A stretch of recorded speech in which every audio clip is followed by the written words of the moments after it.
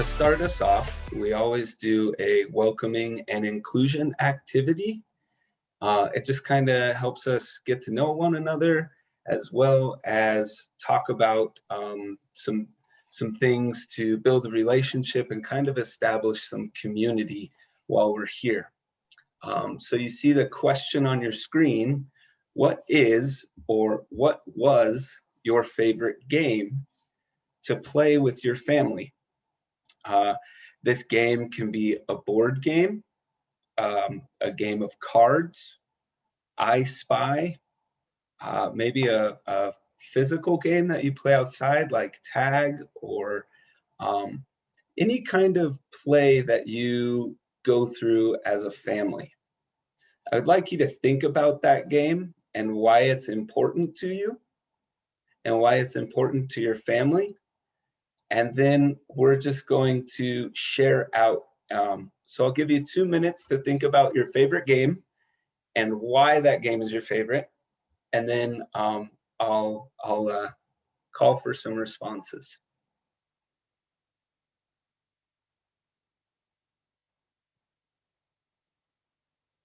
And yes, I see some people putting stuff in the chat, which is great. And we can read those answers out as well. So if you prefer to use the chat box, please go ahead and do so.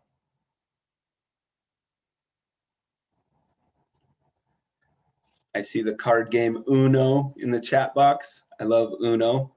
I tried playing Dos once.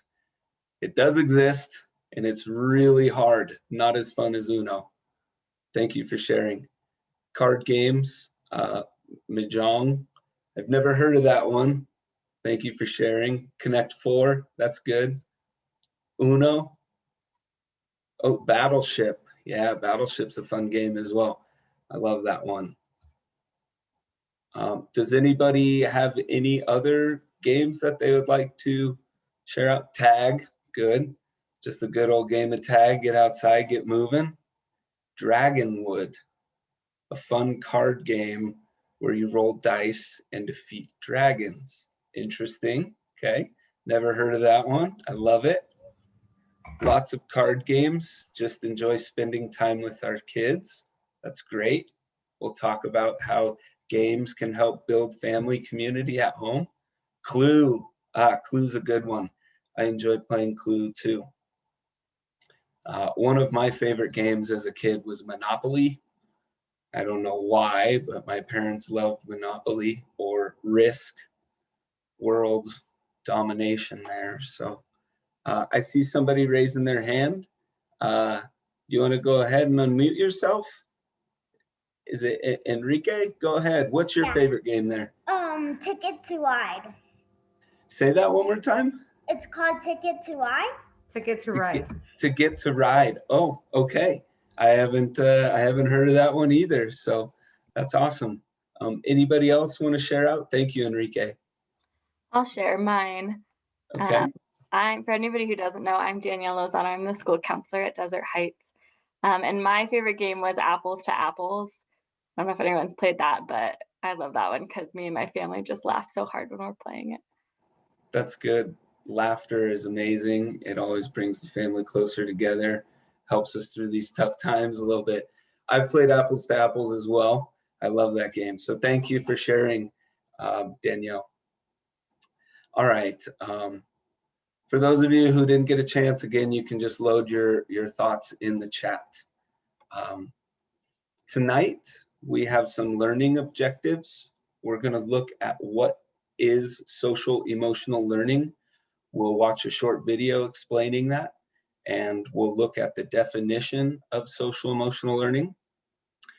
We'll talk about the importance of SEL in education, and not only in education, but just in whole child development and outside of school time as well. And then to end our time together, you guys will actually get to work with your families and everybody else that is present today to kind of make your own game and build some of those SEL skills into the game. And it'll really be an opportunity for you to bounce ideas off of each other and create a game as kind of a parent university class here. So we'll look at that to end our time together. Does anybody have any questions before I move on about our objectives tonight? No? Oh, yes.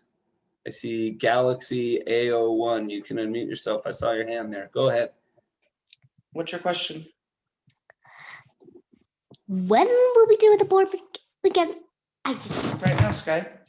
right now. See, never mind. Never mind. That's okay. I think I understood that you're asking when we get to build the game. That'll be towards the end. So I don't want to take too much time with the other stuff. So let's go ahead and do that, because it sounds like we're excited to make our own game for our home and play with family. So here we go. So first off, what is SEL? By show of hands or in the chat, has anybody ever heard of social emotional learning before? Some people. Okay, we see a couple hands, some hands going up there. Great. Yes. Yes. Thank you. So CASEL, or the Collaborative for Academic Social Emotional Learning, defines SEL as the process through which children and adults understand and manage emotions, set and achieve positive goals, feel and show empathy for others, establish and maintain positive relationships, and make responsible decisions. So why SEL? Well, keep in mind that both adults and children can benefit from these social emotional skills. So it's about identifying our emotions and regulating them, or reframing and reflecting on them in order to interact positively with everybody in our environment. Is there anybody in here who would like to share out some thoughts from this definition that stand out to them? What really kind of hits home when you look at this definition? And you can type it in the chat or unmute yourself and just speak out, whatever works for you. How does it say next in? I don't know, but it's up. Mute, share. I can't hear it. It's okay. Learning through the 5 senses. Awesome. Yep. We definitely get a lot of information from our surroundings. So being able to process that information is good. Any other thoughts on SEL and the definition, how it relates to you? Yeah, it's important. It is important. These are life skills. So remember, both adults and children can benefit from them. Understanding and managing our emotions. Yeah, that'll definitely help you out with the relationships that you experience and build, not only in school, at home, and in the community. Okay. Thank you for those of you that shared. It doesn't work. So CASEL, the Collaborative for Academic Social Emotional Learning, has identified 5 key competencies for social and emotional development. And they're displayed on the screen there. We have self-awareness. That's identifying our own emotions and abilities. Self-management, being able to put ourselves in positive situations. And that goes to social awareness, where we are able to gather information from others and interact with them positively and make responsible decisions. So these 5 competencies are interrelated, or they're very connected. Our emotional responses, thinking, and actions are all connected together. And and some research done on the brain confirms that strong emotions can override our thinking process. So if you think of your brain as a hand, You build your own and right system. here is our prefrontal cortex, or our thinking brain. That's the front part of our brain. That's where we problem solve and make decisions. Sometimes when we get emotional or heightened, we flip our lid, and we get upset. And inside of our brain is our lizard brain. This is an older brain that controls our fight, flight, and freeze responses. So if you're afraid and you get scared and you stay still, you're now working in this part of your brain. So through social emotional learning, we can learn to tame or understand this part of the brain and get back to problem solving and thinking with the other part of our brain. So we want to stay away from lizard brain, even though it's good sometimes, and move to thinking brain. Through social emotional learning, we can begin to develop and understand and recognize and manage our emotions and act wisely and deliberately. And we can develop those good relationships with others. And the most important thing about social emotional learning, research shows that these skills can be taught. Just like math or reading, the more we practice our social skills and develop them, the better we are at accessing them in our brains and using them.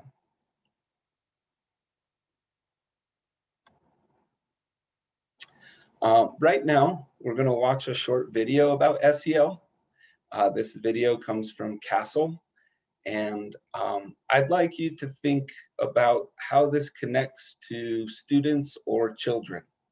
And after the video, we'll share some thoughts and responses in the chat. So as you watch the video, how does this relate to your student or your child? As parents, we know that there is more to raising a child than teaching reading, writing, history, and math. Raising a child means that schools and parents must work together to create safe and supportive environments while helping children to understand themselves, understand others, and make responsible decisions.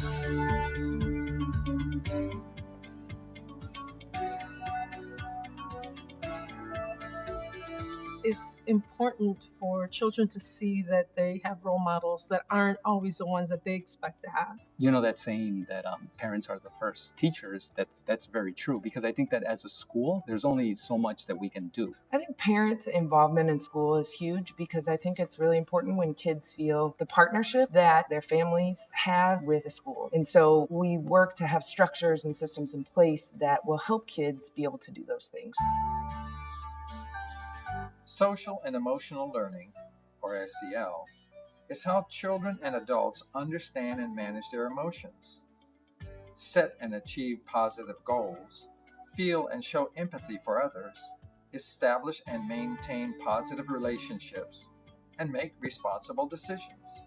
When adults are modeling SEL for students, whether it's parents or teachers or staff members, they're really building relationships with one another, which ultimately impacts how they work with one another as adults. I think it's really, really important for them to be self-aware. I think being able to identify their emotions and deal with them, it's sometimes really important to be able to stop and reflect. We're intellectual, emotional creatures. To learn the skills necessary, one has to have both a healthy internal life and external life. And so being self-aware of that is really critical. First of all, we have to learn how to manage our stress ourselves. How to deal with stress. In today's society where everything just seems to go 90 miles an hour, you have to just take a time out yourself. I mean, it's important to be shown to him that there's different ways to deal with stressful situations. teach them how to deal with emotions. Like, did we give them the skills to be able to handle conflict or resolve conflict? When kids are able to process their own feelings, acknowledge what's going on with others around them, not only for others, but for oneself, right? Forgiveness and what led to this? How might I do this differently? They have to have a sense of empathy. They have to have respect for other people, other cultures.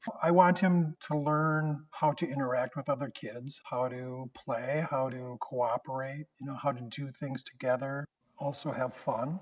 I think that has been the best thing with my relationship with my daughter, that she's able to communicate well with others, speak her feelings. That's important because the world around us is all about relationships. Our children need to be able to guide themselves through there so that they can achieve those things that they need to achieve and be able to communicate them effectively. I'm always thinking about how are we potentially impacting students in a way that will make them think twice? Like, how are we helping them make good decisions? He's starting to understand that why do one thing instead of another and how it affects other people. Explaining to him his actions have influence on his quality of life. I think our children need to be able to be confident enough to articulate what they're feeling and to be able to just showcase their strengths. Those 5 competencies apply to being successful anywhere. That's the kind of employee I'd like to work with. That's the kind of student that I'd like to have in my classroom. That's the kind of person I'd like to study with after school. And that helps build a positive climate and environment that sets the tone for learning. Research shows that SEL can have a positive impact on school climate and promote a host of benefits for students, including better academic performance, improved attitudes about school, fewer negative behaviors like office referrals or drug and alcohol use, and reduced emotional stress. Every child can reach their full potential and are provided the supports and the resources that they need to reach that potential. My hope would be that families are engaged and feel welcomed at the school and can get the resources that they need through the school. In order for students to meet their full potential academically, I think that their social and emotional needs need to also be met. Social emotional learning is something that people can learn and that we can help to teach that. My wish or my hope is that schools see themselves as places of support for kids and families and community. We are their number one role model. Between modeling and direct engagement in their education and direct engagement with the school and the teachers and participating, the parent's the number one educator from day one. Those strategies that mom and dad share with them are also the same strategies that schools have shared with them. As students learn social and emotional skills, it's important that they have opportunities to practice and apply those skills in real-life situations, both at school and at home. One of the ways that parents can help children at home through the use of social emotional learning is to connect with the school. Whether it is attending local school meetings, parent-teacher conference, emailing their teachers, I think it's just important in whatever way you feel you want to engage to do so. Parents can help bring SEL into the home in many ways. Here are 5 examples to consider. For self-awareness, take time to talk about feelings with your child every day by sharing your own feelings and asking your child to name their feelings as well. For self-management, teach and model positive ways of managing stress, disappointment, and anger. For social awareness, use story time to develop social awareness by asking your child how they would feel if they were in a similar situation as the characters in the story. For relationship skills, develop your child's ability to resolve a conflict by asking questions about the situation instead of giving advice. For example, try asking, "What do you think your friend was feeling when that happened?" Or, "How can you work to make things right?" And finally, for responsible decision-making, talk to your child about consequences by asking questions like, "What might happen if you choose not to wear your coat if it's cold outside?" Or, "How might your friend feel if you choose to cancel your plans to get together?"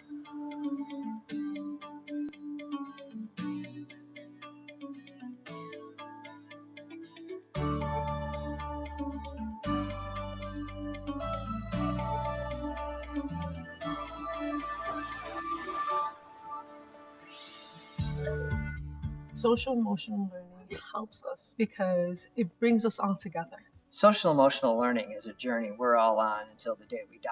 We're all striving to be the best person we can be. My hopes and dreams are that my students just are able to fulfill their full potential in life. We need every child to be ready to take on whatever the world brings them. And social emotional learning and the strategies that teachers use to garner that will enable our children to get there. I just want them to be ready for the world and take it on and take it by storm.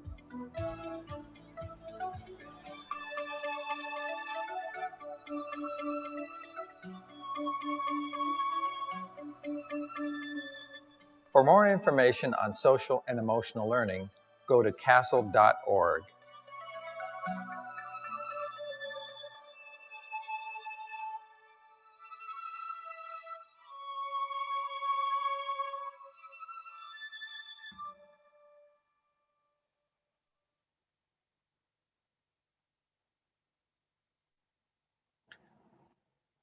All right. Some time to hear from the families and the kiddos that are here. What were some things that stuck out to you guys in that video?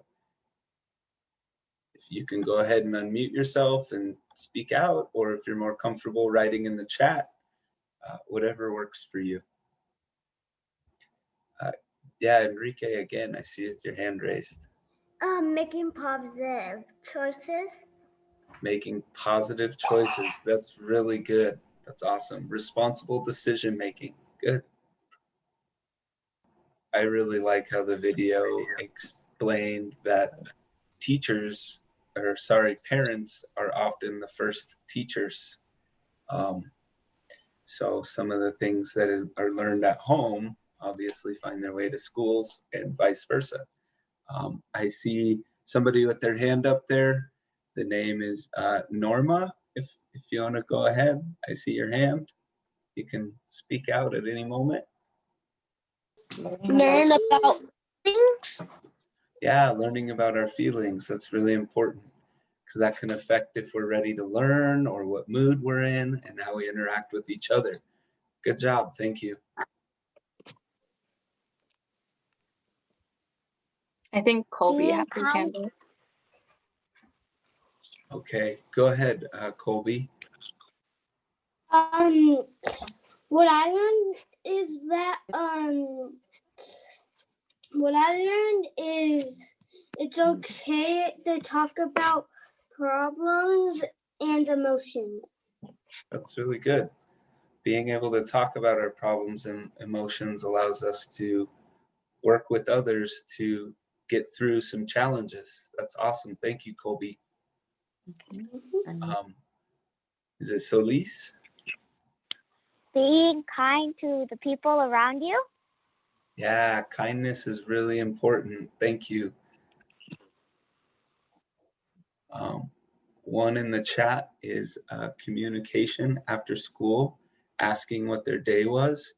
Yeah, it's really just having conversations with our kids and our students about what they're feeling and what they're experiencing to help them process that in a positive way.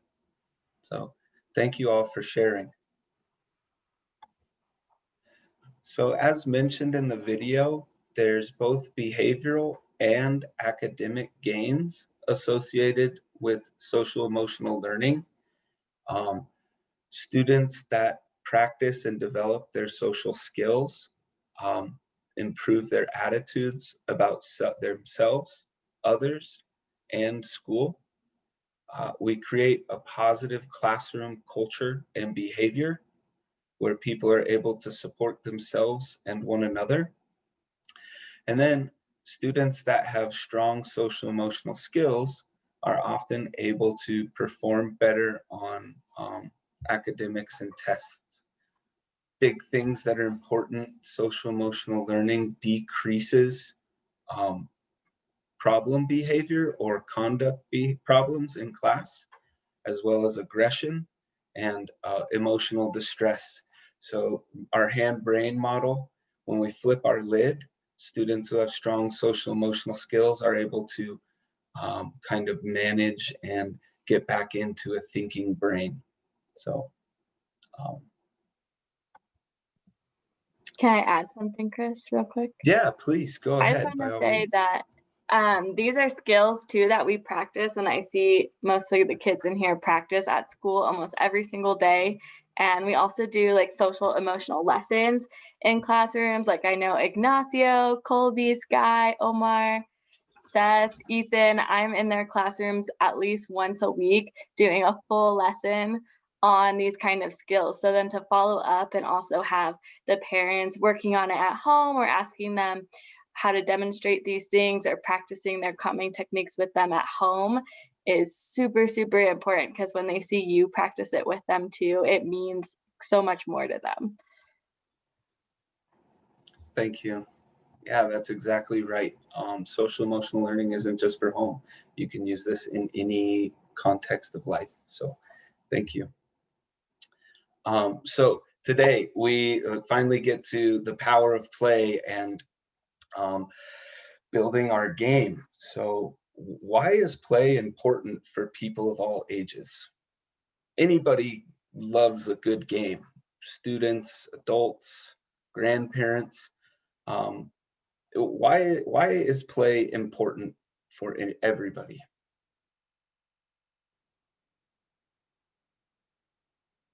And you can respond in the chat again, or if you want to unmute yourself. And why is it important to have time to play? What did you say? Gives us time to interact with our kids and spend time with them in a playful manner. Okay, good. Yep, those healthy interactions, perfect.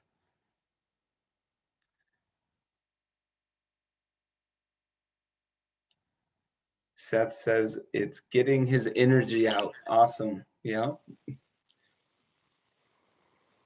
Anyone else? To have fun with everyone around you.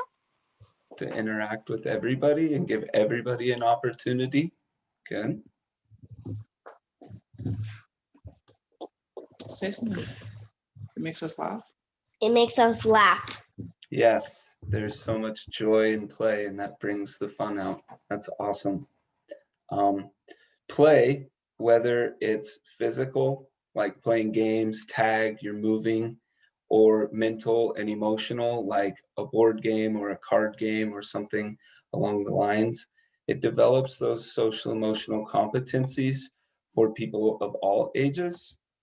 And it gives a time and a space for students to practice those social skills.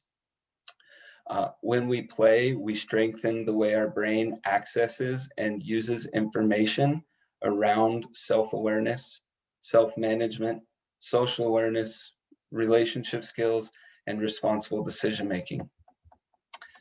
When we play, people are able to understand that they're good at things, and they can also understand areas where they might need improvement. Play increases relationship skills through problem solving and conflict resolution.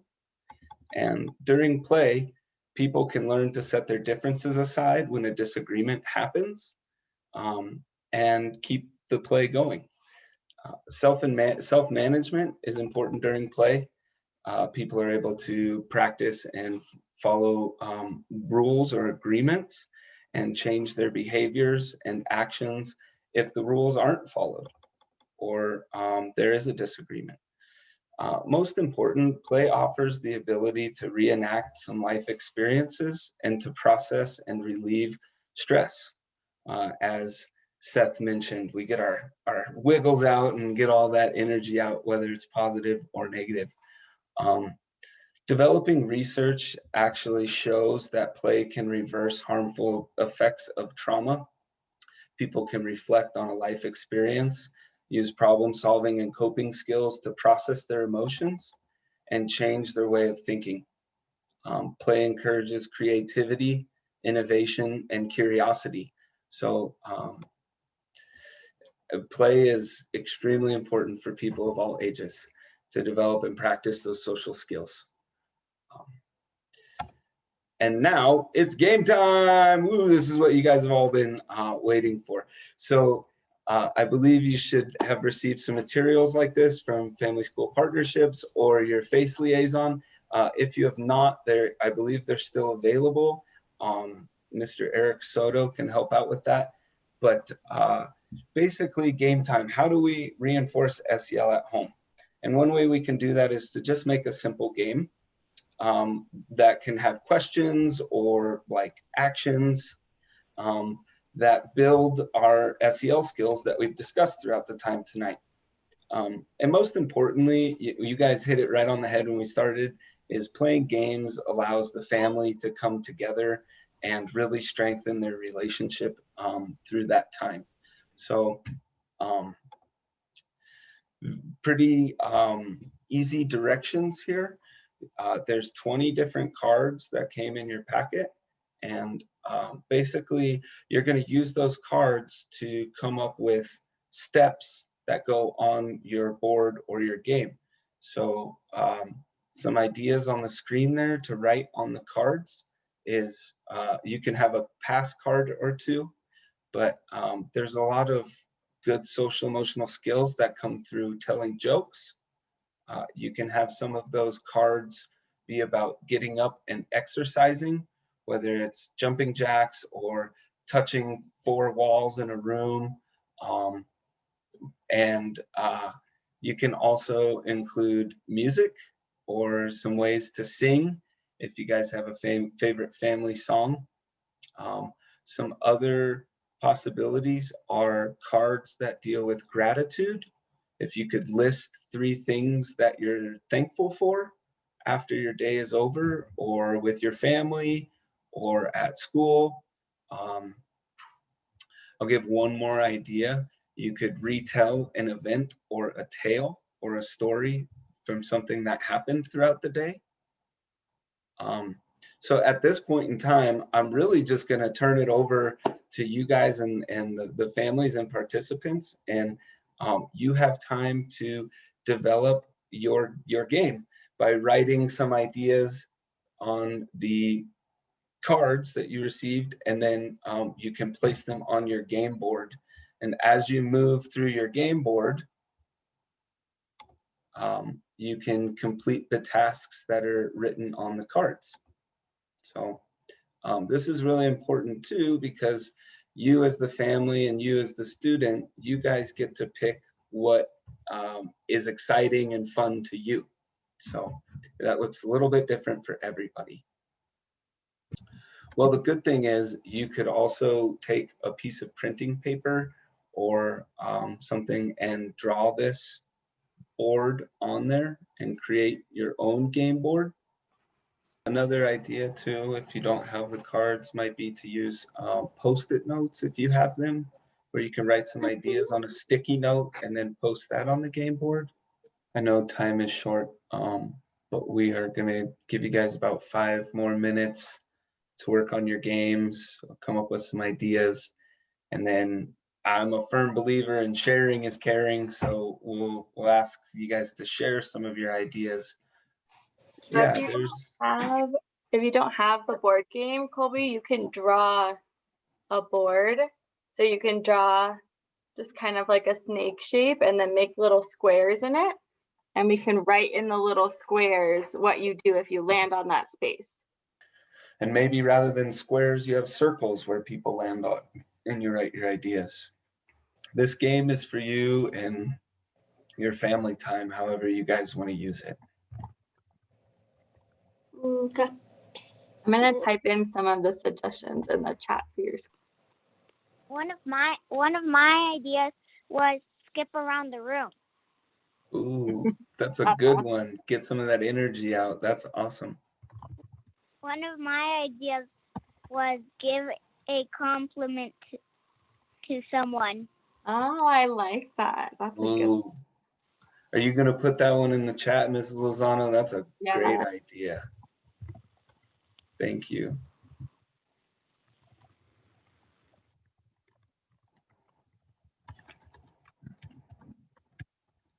So you're filling in the squares with your ideas if you don't have the cards.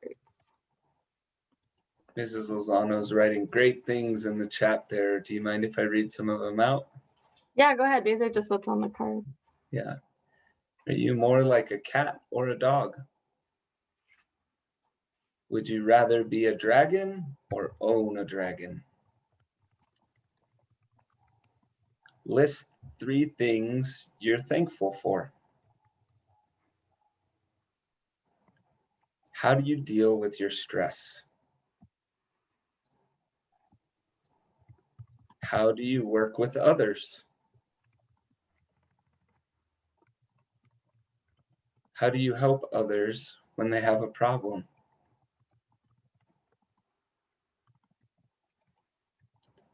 Would you rather clean up after dinner or help set the table before dinner?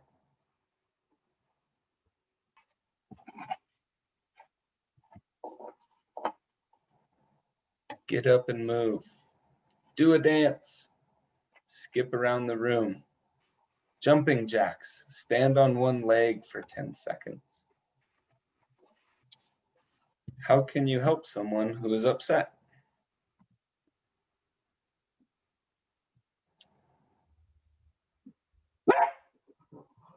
There you go. What's your favorite food? I see some other people putting stuff in the chat. Be happy every day. Good.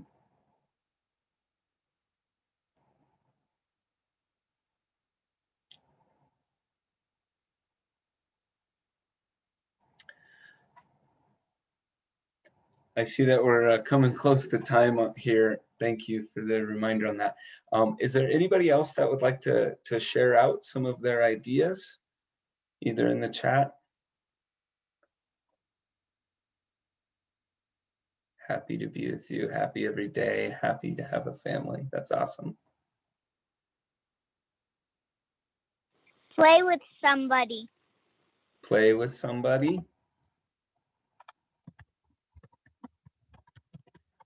What gives you hope?